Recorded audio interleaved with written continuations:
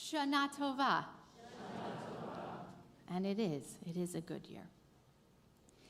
In a moment of unrivaled frankness, the Talmud teaches this: as a dog that returns to its vomit, so is a fool that repeats his misdeeds. I have some bad news for us this morning. Sometimes we are all a little bit like that dog, returning to our misdeeds over and over again. After all, we have to perform the ritual of Tashlich every single year. It's not cast those sins away once into the river and then it's done. We sin and we sin and we sin again. More breadcrumbs, please. Over and over again, we seem to return to our very same wrongdoings. But atonement and forgiveness are the central values of today. And we seek forgiveness through 3 avenues. We pray for forgiveness from God, we seek forgiveness from each other, and we search for forgiveness from ourselves. If you rank those 3, which would be the hardest to achieve? I think it's forgiveness from the self. God is erech hapayim urav chesed ve'emet, abounding in kindness and slow to anger, a merciful, compassionate God.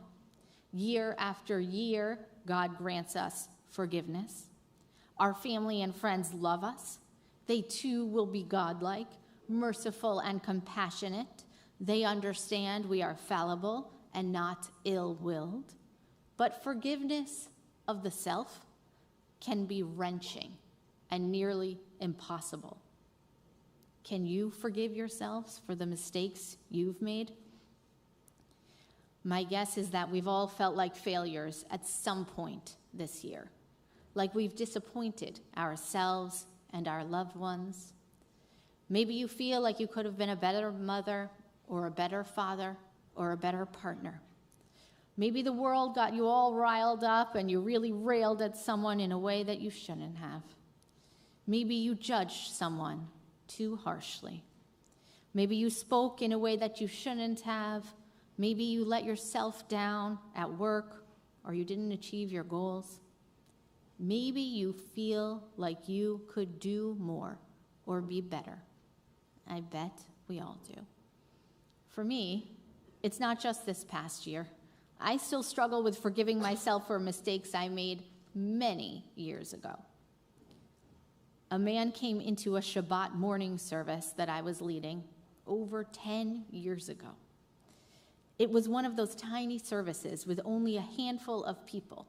I'd never seen this man before, and I haven't seen him since. We got to the end of the service, the concluding prayers, and he shared a name aloud before Kaddish. I guess he was there to fulfill the commandment to mourn a lost loved one. As I led the prayer, my mind wandered, and I skipped several lines. I got flustered. I flubbed the prayer. I messed up the words, and I jumped to the end, and I concluded the Kaddish, but incomplete. After the service, the man came up to me and said, "So what happened? What happened with Kaddish? That's it?" And then he turned and he left. Angry, sad maybe, disappointed perhaps. I didn't get a chance to redo the prayer with him. I didn't get the chance to apologize. I felt, and I still feel to some degree, that I stole that mitzvah from him. I put a stumbling block in the way of his mourning, and it's a moment, for me, I replay over and over again. What about you? Take a moment and think about the things that you struggle to forgive yourself for. Because the true challenge of today is to release ourselves from that emotional purgatory. If our friends can forgive us, and if God itself can forgive us, shouldn't we be able to forgive ourselves? The Israeli novelist Shai Agnon told this parable. Once, Rabbi Chaim of Zanz told this story. A man had been wandering about in a forest for several days, not knowing which was the right way out.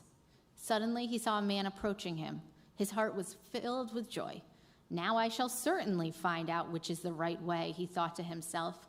When they neared one another, he asked the man, "Brother, tell me, which is the right way? I have been wandering about in this forest for several days." Said the other to him, "Brother, I do not know the way out either, for I too have been wandering about here for many, many days. But this I can tell you, do not take the way I have been taking, for that will lead you astray. And now, let us look for a new way out together." The rabbi added, "So it is with us. One thing I can tell you, the way we have been following this far, we ought to follow no further, for that leads one astray. But now, let us look for a new way." So too it is with us. Let us look for a new way together today. Because we must forgive ourselves.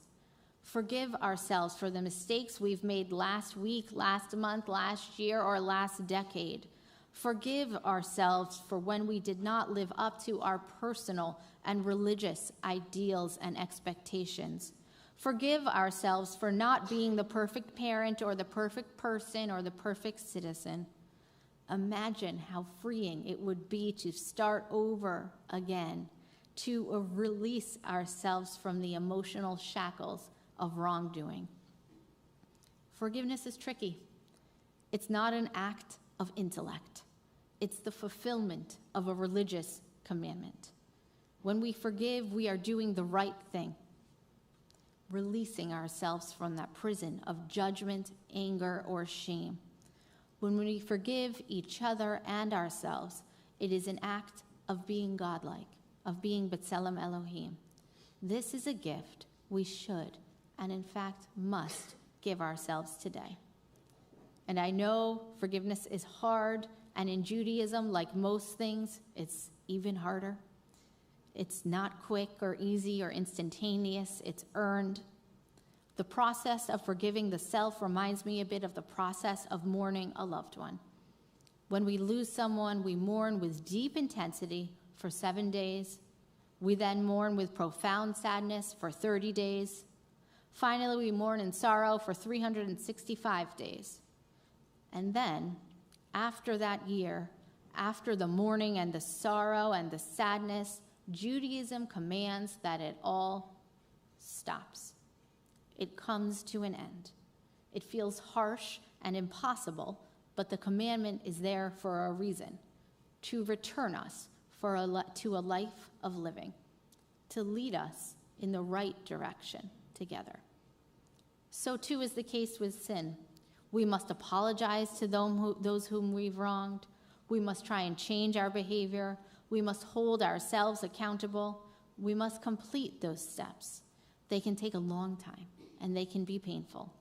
But then after we go through that process of teshuvah, the shame and the regret come to an end. And they end today, right now. So if we've followed these steps, let's release ourselves. Let's let out a sigh and let the past go with it. We are all fragile, fallible, and flawed. We should extend the same compassion we have for each other to ourselves. We should strive to be in the divine image, filled with mercy and compassion for each other, as well as ourselves. There was once a rabbi named the Chofetz Chaim. Once the Chofetz Chaim caught a thief stealing property from his small home.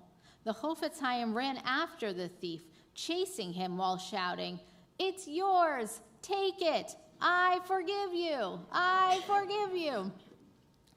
Most of us, I imagine, are not like the Chofetz Chaim, forgiving so easily. But maybe this year we can be a little more like him.